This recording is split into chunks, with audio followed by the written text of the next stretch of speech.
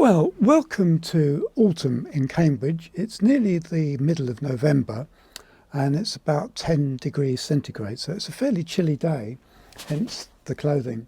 I thought this morning I'd have a look at Pleiones, which I covered in a video earlier in the year, and to show you how they've been getting on over the summer and what happens in the autumn, and then how to treat them over the winter.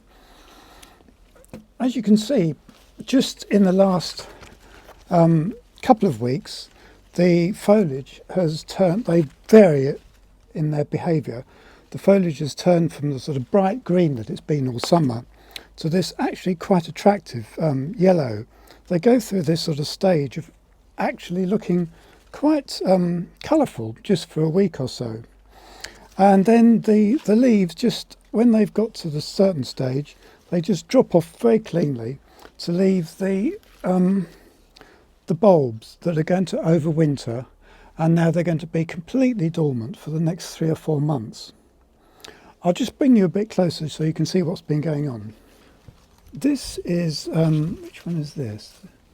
This is Pleione Shantung Ducket, which is a sort of yellowy hybrid one.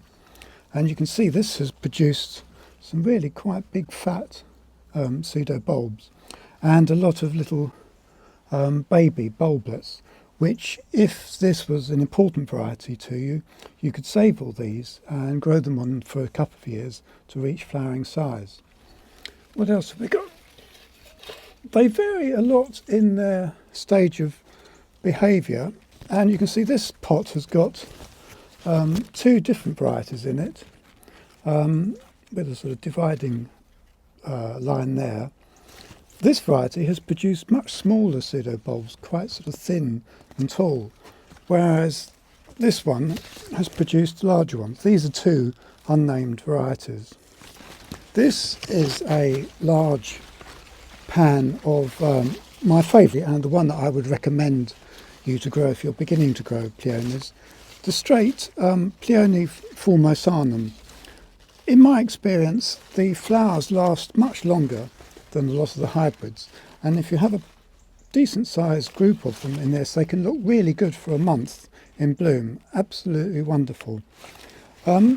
This one, you can see, this is capable of producing really quite large pseudobulbs, but in this case mine haven't. They're quite a decent size, certainly easily flowering size, but not quite as big as the hybrid. This is another pot of 2 unnamed hybrids divided into 2. They've grown more or less the same, and these are still green, as you see, but they'll soon start dropping off. Now, as I've said in my previous video on Pleiones, I don't take them very seriously.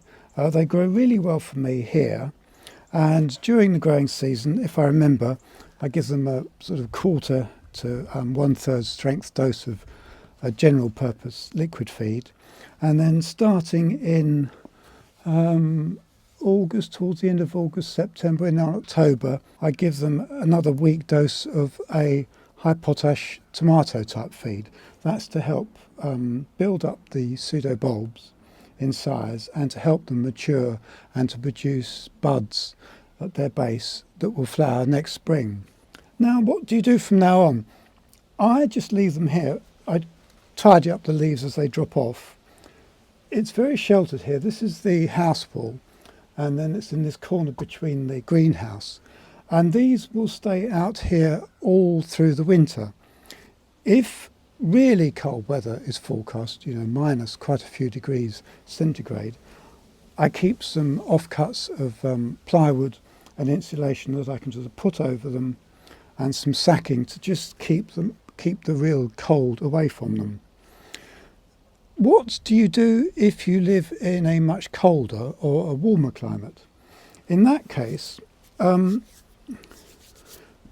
what the recommended treatment over the winter, as I say, for the next 3 or 4 months when the pseudo bulbs are going to be completely dormant, is to take them out of the pots, clean all the old roots and debris away, and then put them in plastic bags with some just slightly damp sphagnum moss, and put them in the bottom of a domestic refrigerator where it's just a few degrees above freezing. They mustn't freeze and they don't want to be kept too warm. I think if they're kept too warm, what will happen over the winter when they're supposed to be dormant is they will start growing, and the new growth that should have formed flowers will instead just revert to producing foliage, and you'll miss out on the flowers.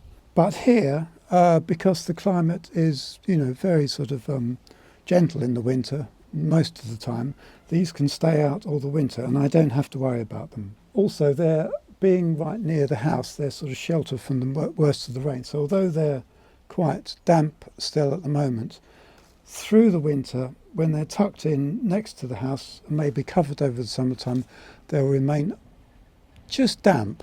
They don't want to be kept too wet. Right, now I've got a couple of other things that I want to show you that I've been keeping outside. This is a kind of reviews to what I grow outside when it comes to orchids. So I'll just take you through the other side of the greenhouse. I'm just going through the greenhouse now. Oh, I'll just stop off and show you the Erica Tio, which I featured in the video previous to this one.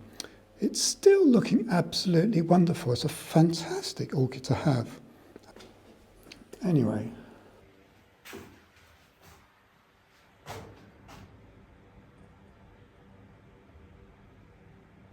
Let's just go through. Now, I put this bench up in order to grow some of the orchids that find it too warm in the greenhouse. Orchids that come from much higher altitudes and want to be kept really quite cool. And in the greenhouse, they just don't like it, especially over the summer. One of them is this Osmoglossum pulchellum, which I have covered in a previous video. And that has been out here since the spring, all the time. And I grew this for quite a few years and never got any flowers when I was growing it in the greenhouse. But over the last 2 or 3 years, I've been much more successful with it. This one, you can see it's got some quite nice root growth. Let's have a look at the other one. What's this one like? This one's even better. You can see this has got some really quite good root growth. And these are the new, quite fat, beautiful, healthy pseudo-bulbs that are just beginning to fill up for the end of the season. And I'm hoping that next spring these will produce some quite good flowers. I'll have to take them in if it gets really cold, but they'll stay out here unless it's really severe weather. And then the other species that I've got out here at the moment is this Coelogyne ochracea, which, and I ought to know better, this has got really terrible foliage on it from suffering really badly from red spider mite. And that is because, and as I say, I should know better, this was in the greenhouse over the summer. And for some reason, I just didn't put them outside when I should have done. They would have been much better off along with the Osmoglossums all summer. Here, it gets a little bit of sun right in the height of summer, but generally it's really cool and sheltered. And it sort of retains a sort of bit of extra humidity around here. I only put them out about a month ago because I'd noticed that the foliage was looking really rubbish. And I said in a previous video about this particular orchid that it is so prone to developing rather tatty foliage, often with dead tips to the leaves that gradually die back, and then a sort of powdery, unsightly sort of effect that you get with red spider mite sucking all the goodness out of the leaves. So this went out about a month ago, and since then they've perked up, and you can see this has got some lovely root growth, and the new pseudo bulbs are quite a decent size, but this would have been so much better if they'd been out all the summer. And next year I'll have to make sure I do that.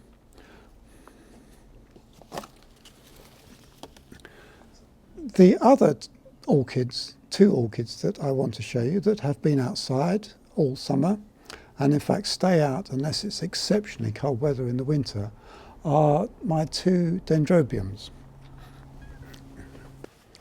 Now these are my two Dendrobium kingianums. You can see very different in their stature.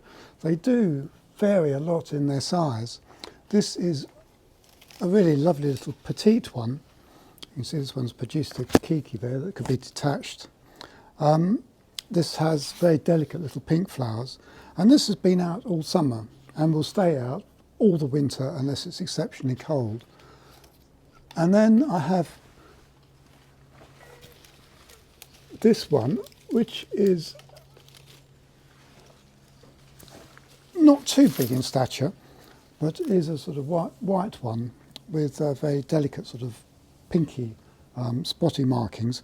And as you can see from being outside, it's got lots of debris in from the overhanging bamboos, but fabulous, beautiful, healthy growth. There'll be lots of buds. They're not showing yet, but in the next, there's one just beginning to show here. It'll be full of buds and it'll be flowering really freely next about sort of late winter. And in that case I could bring it in for flowering. So these two orchids stay out all year round unless it's exceptionally cold, in which case I just take them in at night and pop them in the greenhouse, and they're much happier than they would be if they were indoors. Also helps me to make room inside and much easier to look after. And then these there's a hose pipe just behind where I'm standing at the moment, and I can just spray them. I don't really bother very much about feeding them. They just live out here and get on with themselves. Extremely easy to grow. So if you're thinking of beginning to grow orchids and want two really easy ones, there's Pleione formosana, which I've recommended a few minutes ago, and one of the Dendrobium kingianums, which are also equally easy to look after. Anyway, I hope this video was useful. Thanks for watching, and as always, hope to see you in the next one.